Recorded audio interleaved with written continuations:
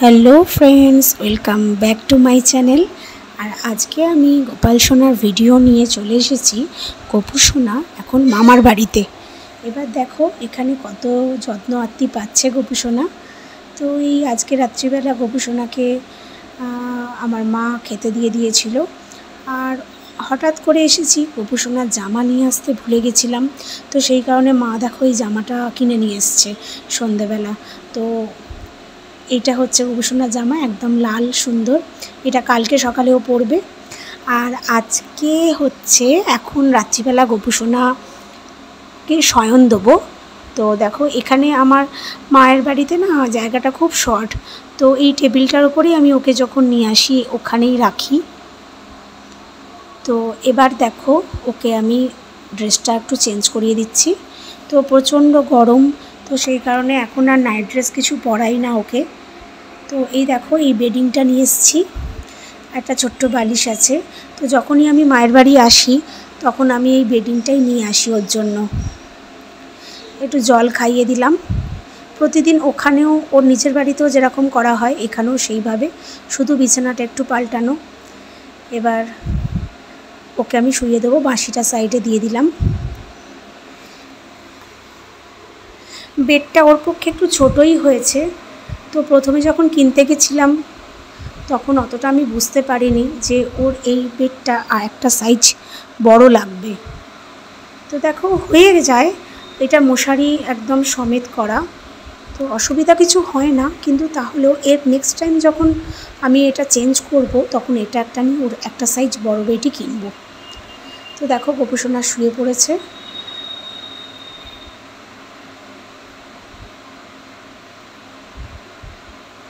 মামার বাড়ি এলে তো সবাইকারই ভারী মজাই লাগে, তো সেই কারণেই গোপাল সোনা খুব খুশি খুশি।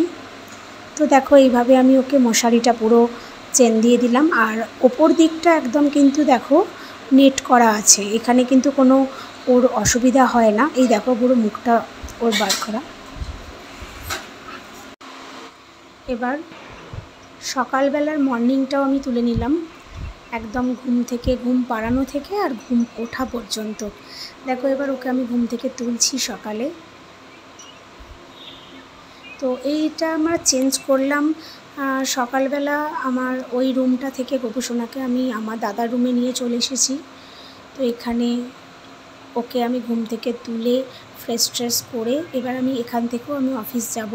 তো সেই কারণে একদম ওকে আমি ওখানকার মতোই এখানে ওকে আমি রেডি করে দিয়ে তারপর কিন্তু অফিস বেরোই।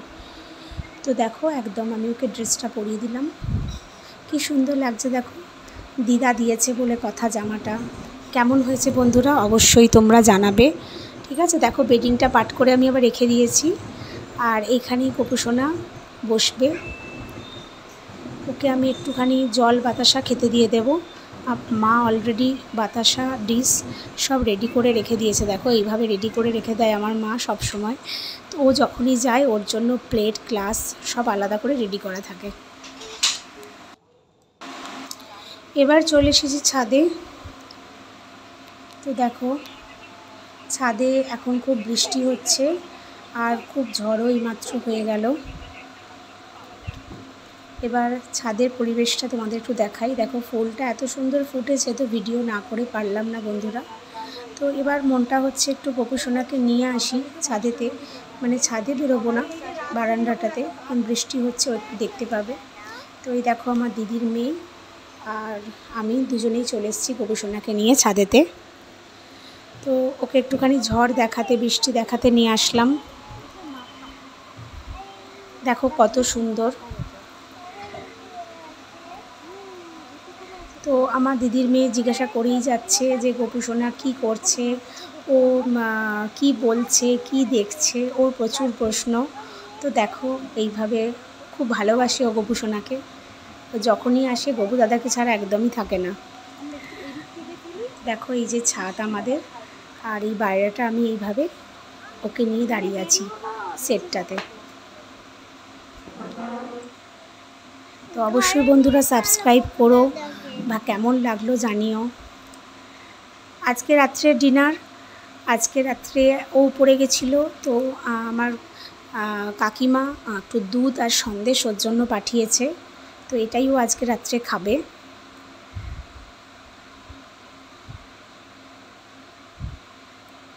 তো দেখো এইভাবে আবার আমি মায়ের ঘরেতে রেখে দিয়েছি।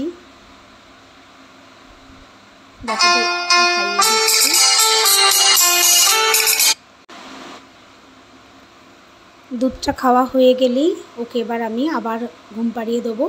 তো 3 দিন 4 দিন হয়ে গেল আমরা এসেছি, তো কালকে চলে যাবার ইচ্ছা।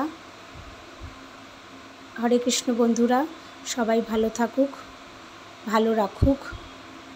আর আমার ভিডিওটা অবশ্যই তোমরা সাবস্ক্রাইব করো, কিছু কমেন্ট করো আমার গোপুসোনাকে কেমন লাগলো, আর আমার গোপুসোনার মামার বাড়ি যাত্রা কেমন লাগলো।